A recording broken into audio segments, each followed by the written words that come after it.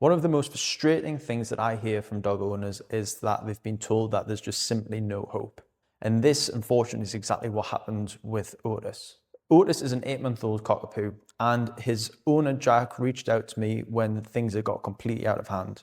Unfortunately, Otis was showing a lot of resource guarding towards various things. By this point, Otis had bitten multiple people, and both his owners were just living in a constant state of stress. And the advice that had been given from another trainer was just to simply give him back to the breeder. Now, before we go into what we did, I want to show you some footage of what we were dealing with before we started training.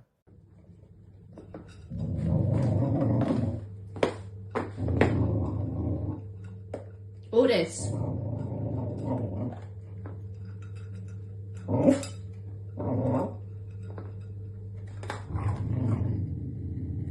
Are you going to stop doing that? Stop it! Come on, you go for a wee.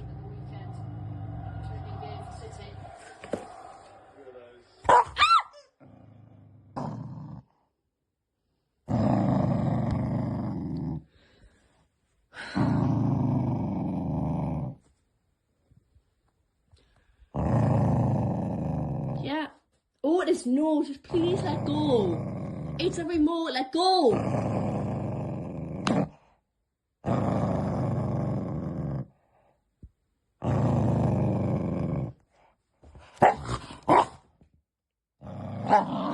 Let go.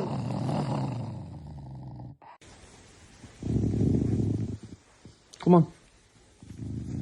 Come on.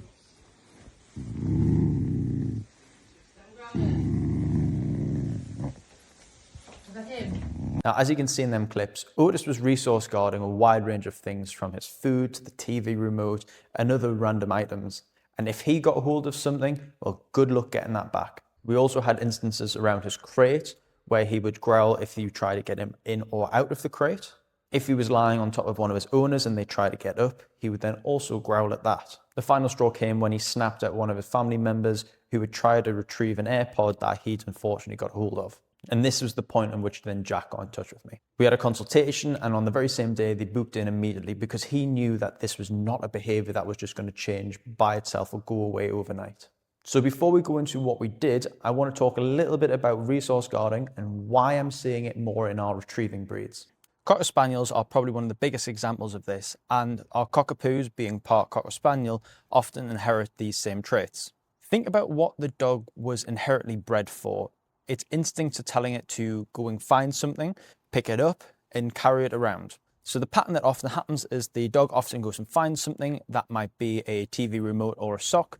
The owner then panics, chases after the dog, grabs a hold of whatever it is and snatches it out of the dog's mouth. From the dog's perspective, every time they get something that's interesting or of value, it is then immediately taken away from them. So naturally what they're going to do is then they're going to hold onto that thing tighter. They're going to run away, often hiding underneath tables and chairs. And then when somebody comes close, they're going to start growling. They're going to start warning them off. Unfortunately, them warnings are then often ignored, and that's when a bite happens. Now, this isn't me blaming owners. Quite often, whatever they've got is either expensive or potentially dangerous to them, and you just don't want them to be hurt or damage the thing that they've got.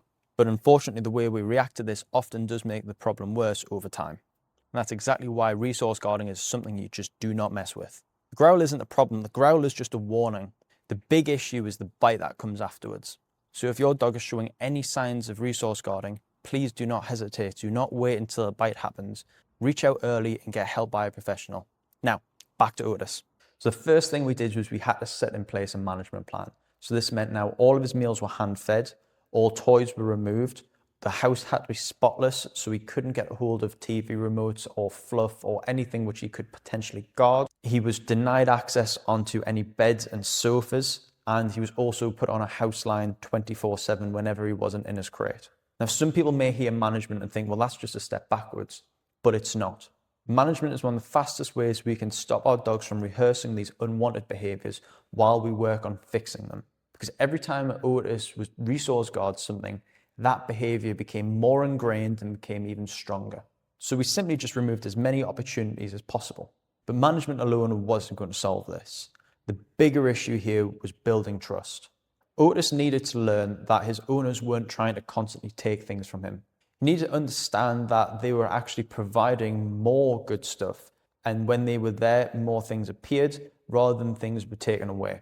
This is where play became incredibly important, and we started introducing some structured play sessions. As Otis no longer had access to toys, his owner now had the ability to bring a toy out and give him a window of opportunity to burn off some steam and to let out some energy and have some fun.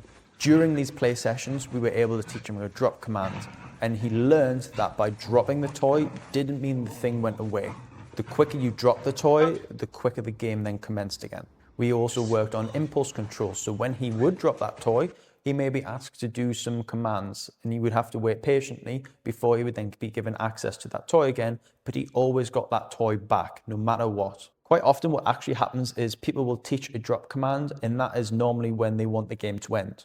People will play with the dog might get bored maybe, or if the dog just physically isn't finishing the game and you're done with it, you say drop, that to them means the game always ends.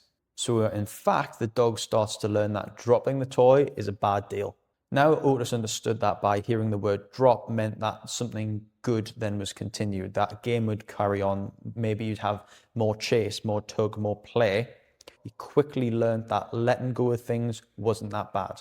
And this became so incredibly important, as you can imagine, because Otis was holding on to things he shouldn't have. But now his owners had a way to very clearly communicate with him that they needed him to drop something without any conflict. Rather than now chasing him around the house or potentially having any kind of conflict, they could just simply ask him for the behavior that they wanted. And because there was such a history of positive reinforcement, Otis was more than happy to comply. However, we also needed a way to communicate some boundaries and tell him when he was doing something wrong. Trust is important, rewarding good choices is important, but also needing Otis to understand that certain behaviors weren't acceptable is also very important. To achieve this, we conditioned in an e-collar, and we actually killed two birds with one stone doing this. We were able to give him a rock-solid, reliable recall, which allowed him to explore and burn off his energy and just be a dog with that trust of being able to come back when called. And now it gave us the ability to communicate with him when he'd made a bad choice, just as much as we could reward him for making a good one. Now, as his understanding improved, so did his confidence and clarity. For the final stages of his training, we gradually reintroduced various things that he had previously guarded. One of these things was his food. Up till this point, he was now purely every meal being hand-fed. We wanted to then be able to reintroduce him eating from a bowl again. Rather than taking his food away, we had to show him that people being around his food was a good thing and quite often led to more good things being added to it. In order to do this, we did it very gradually by adding a few pieces of food to a bowl at a time, and then his owners would also hold the bowl while still adding that food to the bowl. This shifted his mindset from when mum and dad approached my bowl, it was going to be taken away from me, to when mum and dad approached my bowl, more food gets added to it. And over time, that completely changed his outlook. Now, fast forward to today, and his owners can now put his meal down, and he no longer has the need to growl and lunge when people are around his food.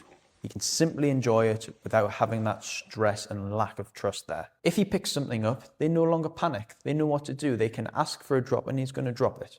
Walks are no longer stressful, and he can enjoy that complete off-lead freedom. But most importantly, everybody feels safe. Now, I always like to be realistic in these videos, and resource guarding is not something which just simply goes away overnight. There'll always be some level of management involved, and it's important for his owners to remain consistent. But compared to where we started, the transformation is incredible. And what Otis's story really highlights is that if you're seeing your dog displaying any of these behaviors, it's important to address it early rather than wait too long. A lot of these dogs who resource guard aren't trying to be dominant, stubborn, or aggressive. They just simply are keeping hold of some kind of valuable resource they feel is going to get taken away from them. And sadly, a lot of them don't trust the people that are around their possessions. Once you start changing that relationship, building that trust, creating that clarity, setting them boundaries, amazing changes can happen. And thankfully, instead of Otis being returned to his breeder, he's exactly where he belongs, at home with his mum and dad. Now, if you've got a dog who's displaying any of these behaviors and you're desperate for help, there's going to be a link in the description to my website where you can get in touch with me and we'll get you onto the right path.